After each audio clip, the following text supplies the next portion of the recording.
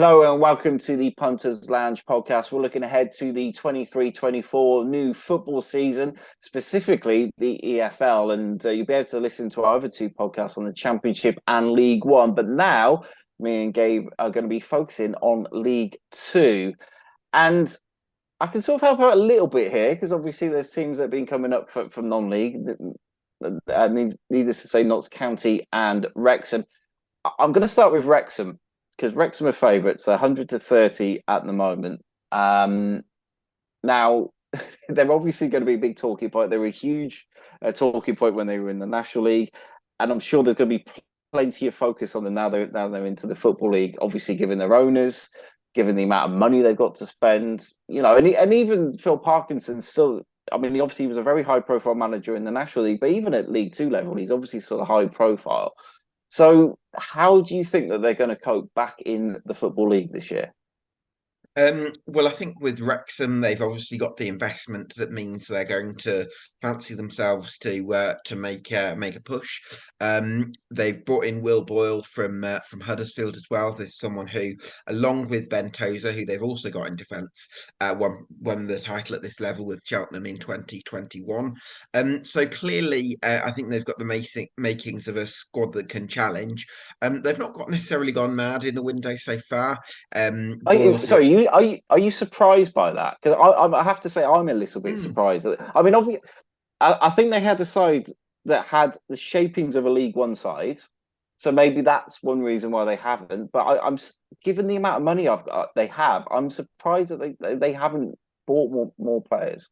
Yeah, I was expecting them to go for a little bit more in terms of really high-profile players, like they've done in the National League. So yeah, a little bit surprised by that. I mean, it certainly would expect them to bring in one or two of a high-profile nature between now and the end of the window, which will strengthen their squad further. But I don't currently have them in the top three. At the moment, I've got them just missing out because I really like their fellow promotees, Notts County, a side you might have watched in the National League as well.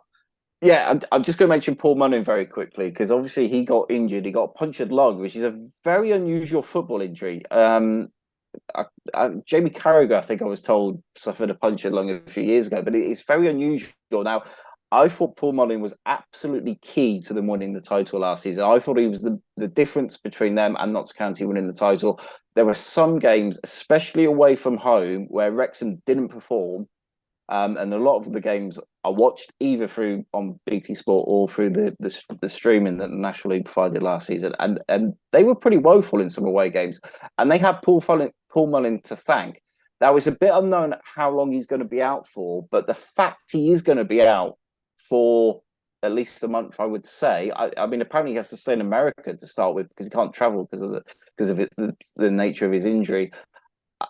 I think he's not going to help them get a good start. Well, that's not going to help them get a good start. Yeah, for sure. I mean, I think Ollie Palmer and Sam Dolby, the other strikers they've got, they either of them would be a good partner for Paul Mullin, but I think it's going to be very difficult for either of them to replace the goals that he provides. So whether that tips Wrexham into bringing in another marquee centre forward like a James Norwood type, someone that's played in the higher leagues or scored a lot of goals at this level before, it feels like they'll want that goal scoring Yeah. pedigree alongside a Dalby or a Palmer. Well, we'll move on to Notts County. Luke Williams, I know you're a big fan of Luke. I am now, having seen them play last season. I thought they were absolutely superb on the whole. The one thing that maybe hindered them, obviously they didn't have Paul Mullin. They had the Macauley Langstaff, who scored even more goals than Mullin did. But they conceded some daft goals, some utter daft goals. They weren't great defensively at the racecourse ground in the key game against Wrexham, and obviously they Ben Foster saved that penalty, which could have made it a draw. So they weren't far away, but yeah, just the way that they want to play out the back all the time, which obviously is great and it's very nice on the eye, but it definitely led to them conceding goals that they shouldn't really have done. Yeah, I think that's a little bit, to some extent, an occupational hazard of the way Notts County play. The other point I would make to that is that I think it was at the racecourse they were missing Aidan Baldwin, who's the defender that normally provides the pace at the back that allows them to play that high line. So obviously they're going to be hoping he stays fit for the full campaign. And I think they've signed a lad called Tipton today on loan from Wolves who can offer another sort of pace option. So I feel like they're making steps to sort of mitigate that issue, which I think Yeah, is important because obviously the high yeah, line might catch you out at a higher level. But I just look at the signing, Darren, of David McGoldrick, who was one of the best players in League One last season, let alone League Two. I mean, to get him in was an astonishing piece of business. And they've got Macauley Langstaff as well, who scored, I, 41 goals last season. yeah. It was staggering. I must admit, I thought he was going to leave. I'm very surprised that they've managed to keep hold of it. I mean, obviously, there's still the whole of August to go, Mm. so there is potential that he could go. But I really thought possibly even a championship side might have come in for him over the summer. Yeah, possibly. But then I think, and I'll probably link this in with the Dave McGoldrick signing as well. Sometimes when you've got this style that's so possession heavy, I feel like there's a certain profile of player. Dan Crawley as well, the attacking midfielder they've signed, who's played higher up the leagues. They want to play in that style of football that Luke Williams has. And I think for a lot of clubs, if you go to a side in League One that's likely to be in a relegation battle, you're not necessarily going to have that opportunity in the same way that you are at Notts County. So I think that counts for a lot as well. And maybe that was a part in why Langstaff Yeah, stays. But just want to make another point on him before we move on. yeah. 41 goals last season. None of them were penalties, Darren. No, yeah, I I mean, know. Yeah, it's that's incredible. just extraordinary, isn't it? I mean, I wondered about his. Obviously, he was at Gateshead, and it was a particularly weak National League North that they won. And I thought, well, is he going to be capable of making the step up? And he certainly proved that he more than was. It's his movement. His Mm, movement off the ball is absolutely superb, as well mm. as obviously his finishing, but his movement to create the moves. And I really hope that I don't think the National League was particularly strong last season. I think that was one of the reasons why Wrexham and Notts County pulled so far clear of everyone else. So I hope that he can prove that he's up to the Football League level. I think he is, but obviously it's another case of he's got to go and do it again. But I certainly think he will. I think he'll be exciting. And they're Top goal 15 to scorer. 2 for. Yeah, top goal scorer while Uh, we're at it, Darren. Do you reckon he's going to get that? I think he was 7-1 last time I checked. yeah, I was just going to bear with me. Let's have a Mm. look. Because I think, I mean, if you can score 41 goals in the division below, I think you've got a great chance of getting something similar in League Two. So for me, that makes him my really exciting pick. I like Danny Yeah, Johnson at Warsaw as well, but yeah. I feel So Langstaff six. This is with Bet365. Langstaff six on joint. Second in is David McGoldrick, who obviously you mentioned as well for Notts yeah. County. Paul Mullin 10-1, but as you say, he's likely to miss a fair few games at the start of the season, so that would put Mm. me off. It. Danny Johnson, he just mentioned, he's 20-1 at the Oh, I moment. like that. I like that. Yeah. So 20-1, Danny Johnson with playing for Warsaw. Right. Let's. Anything else you want to say on Notts County? Obviously, I've led the conversation a little bit, but anything else you want to mention No, about them? I think we've covered Notts County. I think the other team that I'd like to Yeah, steer us on to, Darren, is Stockport County because they went very strong last season. They've got a strong, deep squad there. Lots of proven players at the level. They've added Nick Powell as well, who'd be a decent Championship player, let alone League Two. So they've done incredibly well to get him. Yeah, I think we're looking at serious contenders there. it looks a very strong League Two. Just on Stockport, they had I was a bit surprised. They had a very slow start. Dave Chandler came in and got them the title ahead of Wrexham the season before in the National League, and I thought they were favourites. So I could see why they were favourites because they had a lot of money. And I was quite surprised by how slow a start they made. But obviously, they finished the season so well and only lost on penalties in the playoff final in the end. Mm. Yeah, absolutely. I think that's going to be so exciting to see how Stockport County bounce back from that. They've also signed Ibo Toure as well from Salford City. So I think Stockport are going to be a threat. I've also gone a bit rogue with my shout for You third have gone a place. bit I've rogue, haven't you? I've gone I think very rogue. this is proven a bit controversial, isn't it? That you've gone so rogue. I mean, the team we're talking about 50-1 for the title, and again, Pete Wild. I'm very impressed with him at Halifax, and Mm. I'm not surprised that he got a job up into the Football League. Barrow are the team that we're going to talk about, and I'm not surprised that you're a fan of Pete. Yeah, well, let me kind of present the argument to you, Darren, because I know people will be saying, you put Barry third, that's a massively controversial call. But if you look at Pete Wild's career history, you mentioned him at Halifax. In two of his three seasons at Halifax, he got them into the top seven of the Yeah. National League, the playoffs, on a bottom end budget. So that's massively exceeding expectation. And then at I, Barrow, sorry, I'm go just going to on. say, when he first took over, I backed them to go down. Yeah. Because And this I thought is they would struggle, and so the they fact he got them in the playoffs was huge. they're in absolute turmoil, weren't they? Yeah, And then let's not even Barrow when he came in, they rose 11 places last season, again on one of the lower budgets in the league. So this is a manager who, in three of his four full seasons in management, has massively exceeded expectation.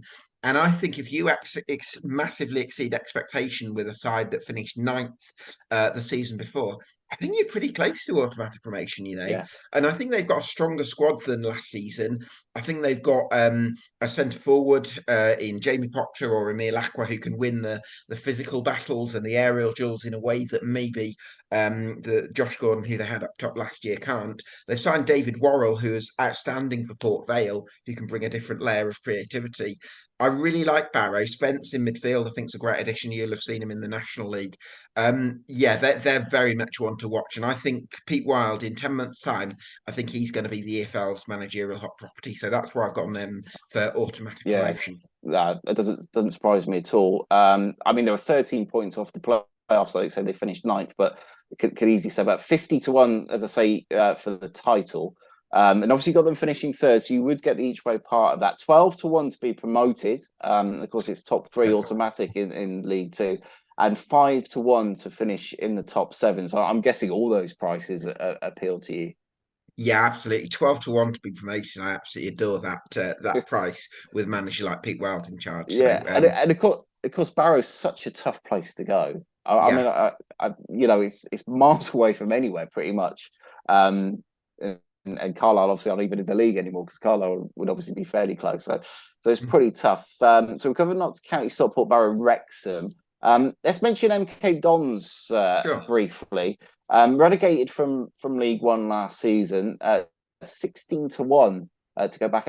I mean, not that I'm an expert on this league, but haven't they signed quite well? I thought 16-1 was a bit big So 16-1 for the title, I would for the think that title. is Yeah, not yeah, 16-1 for for the title. promotion. Yeah, Yeah, I think they've signed Craig McGillivray, the goalkeeper, Cameron Norman from Newport, and Art Gilby in midfield, who was loved there in his previous stint, won promotion with Stevenage last season as well. I think you're absolutely correct to say they've added well. They've obviously got a big squad as well. They've got a lot of players as well who have shown potential previously in their careers, and more recent times hasn't quite worked out for them. But I don't think some of that squad should be written off. So I think if Graham Alexander can sort of drill this side into an organisational unit early on, there's potential that some of those players that maybe didn't have things all their own way last season could come to the fore a bit more. So I yeah, go on. no, I was just to say, I guess it shows how tough the league's going to be. And the fact that you got an MK side like MK Dons with 16-1, having been relegated last year. We'll mention Gillingham because they're actually Mm. shorter in the betting 11-1. Am I right in saying they've got a bit of money coming to the club? Yeah, a bit of money. It's interesting actually. Neil Harris did an interview with Gills in the Blood, their YouTube channel, earlier, and he was actually kind of playing the money aspect down, which I think was quite an interesting one because I feel like that's kind of how Neil Harris likes to operate. He's a bit of an underdog manager, Yeah. and I don't think he enjoys his sides being the fancied teams. And I almost feel like that's going to be a different kind of challenge for Neil Harris to sort of negotiate because I think he enjoys being that underdog. So that's why I've actually kind of gone against Gillingham a little bit, even though there's a lot of positivity around the club as well. But yeah, I think they're going to have fresh investment. They brought in Connor Masterson back after a really strong second half of the season from him. So yeah, I can see why Gillingham are hotly fancied, but like we've touched on before, it's going to be so competitive this year, isn't it?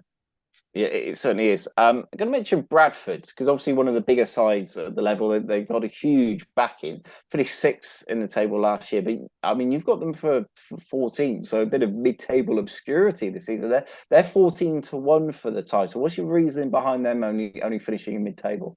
So there's a few reasons. Firstly, I think that they relied very heavily on individuals last season. They had an amazing goalkeeper in Harry Lewis. They had the individual quality of Andy Cook up top, and kind of between those two players, they actually weren't all that.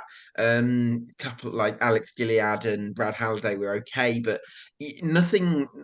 I don't think they were a top seven side between both boxes. I think they just had the top end quality in those areas. And I just think like I'm not sure that that's sustainable. I'm not massively enamoured with how they've recruited either. One or two good signings, but a lot that I could take or leave, to be honest with you. And I also think that if they sort of end up levelling out at around 10th, I would see them actually dropping a few places below that because I think there's a weight of expectation that comes with playing for Bradford City, where that can be a bit of a millstone at times as well when things aren't going well. So that's where I think Bradford might end up in mid-table. Let's continue our way down the table. So Crawley are favourites to be relegated. They're 3-1 to go down. They're 7-1 to be bottom. They only just survived last season. I don't follow League Two all that closely, but all I keep seeing on Twitter at the moment are players leaving Crawley. What's going on at the club at the moment? Good question. I think there's a lot of chaos and instability at Crawley. Not sure about Wagme United and whether they've got the right intentions for the football club. So I think that remains to be seen. They only just stayed up last season, and I feel like their squad's been weakened. So I'm certainly worried about Crawley. I also think Newport County are a team to worry about as well. They've lost four key defenders from last season, and they relied quite heavily on loanees as well. So I'm concerned about Newport possibly dropping in there. And then a couple of sides coming down from League One as well, Morecambe and Accrington Stanley. I think could struggle on their way down. So yeah, a few relegation picks for you there. Yeah, just Newport. They got hammered in. I mean, I don't pay close attention to preseason friendlies because I think sometimes you can read a little bit too much. Did they get hammered in a preseason friendly the other day? I think that might have been Crawley lost 9-0 to So, or 9-1 to yeah, Portsmouth. I'm not sure about Newport, but I think they've lost a lot of their key defenders, and then I think for them, yeah. the question is whether they keep with Omar Bogle, who scored 17 goals last season, can repeat the trick. I'm not 100% sure he's going to do that. So that's why I'm a little bit cautious about Newport. I don't think they've added enough going forward, and I think their defence is going to be weaker as well. We'll mention Morecambe and Accrington. So they've come down from League One, and you think they're going to struggle again. Accrington are 9-1 to be relegated. Morecambe 9-2. Yeah, I think with Accrington Stanley, they've got a manager in John Coleman who's been there for 22 years, and I feel like being such a big part of the operational responsibility at a club that's constantly battling against the odds. I think that's really hard, and I think that it's kind of only human for a point where the sort of the enthusiasm does dwindle a little bit. And then at that point, I'm kind of wondering, is there a sort of an elastic band effect where you stretch it and stretch it and Mm. stretch it for so long, and eventually, if you let go a little bit, it can just sort of snap back. That's kind of what I'm worried a little bit with Accrington Stanley. Well, And then, we've yeah, seen it with other clubs. Haven't we? Obviously, Yeovil, Scunthorpe. that have dropped down. You know, I mean, obviously Yeovil in the Championship at one stage, and they've Sure. just gone down and down and down, and it's almost a slippery slope. And like you say, Accrington have done. I mean, they did really well just to survive in League Two, let alone then get promoted to League One. And it could be after relegation that just there's that losing mentality inside the club. Yeah, that's one thing that I'd be a little bit worried about. And then I think for Morecambe as well, they're really well run on the day-to-day basis, but they've still got ownership issues, and the people that are running the club aren't the same people who've got the shares. So that's a bit of a concern for me. And I think recruitment there has been a bit of a mixed bag. But I think my two picks for relegation would be Newport and Crawley. But I think Morecambe and Accrington Stanley could be in for a struggle. Just a brief question: 3 up, 3 down. Yes or no? From the National League, Yes, obviously. I'll be Yes. in favour of that. Yeah. Yeah. I mean, there always seems to be one or two basket cases that either just survive or obviously come down. And you do think if say you had Wrexham, Notts County, and let's say Chesterfield won the playoffs, they'd be a lot. Those three teams would strengthen League Two more than say Crawley, Newport, Accrington, Morecambe, or Sutton. All going to struggle. You think even Chesterfield will probably do all right in League Two. Mm. Should they be there? Right. Let's just wrap up then the selections. So you think that Notts County are going to go one place better than last year, don't you?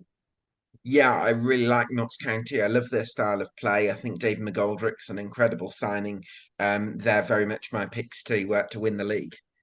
Yeah, 15-2 for the title, 7-4 to be promoted. Don't forget that you've got 3 automatic places plus the playoffs, so they've almost got 4 chances of landing that 7-4 shot, even if they just miss out on the title. And Barrow, you wild pick, 12 or, to 1. so to 12 to speak. 1 for promotion. I absolutely love Yeah. that one. So yeah, that's if you want a bit of a long shot, I would definitely recommend Barrow for promotion. And obviously Newport and Crawley are 2 to go down. Newport 13-2, Crawley 3-1, 7-1 to be bottom, which might not be a bad price either. We'll touch on you got 3 teams that you think will be promoted automatically from the 3 divisions: Middlesbrough, Bolton, and Stockport. They're what you're calling your banker automatic promotion. Yeah, I actually think for automatic promotion in the Championship, Leicester and Sunderland are my automatic promotion picks. Leicester, I think, would be the banker. I think they could run away with the Okay. title. I think Bolton Wanderers are a very good pick because there's been continual progress there. And I think Stockport County would be the sort of safe pick, if you like, for League Two as well, because they reached the playoffs at this level last season. They've got money behind them as well. So if they need to strengthen in January, I think they'll be able to. And they've got a great squad there. So yeah, Leicester, Bolton, and Stockport would be the 3. Let me just get so Leicester are 11-8, Bolton 2-1, and Stockport also priced up at 11-8. So, as I said at the start, we've recorded 3 separate previews. So this is obviously the League Two one, but we've also done League One and the Championship, and hopefully you'll have a very profitable football season, especially if you follow Gabriel's selections.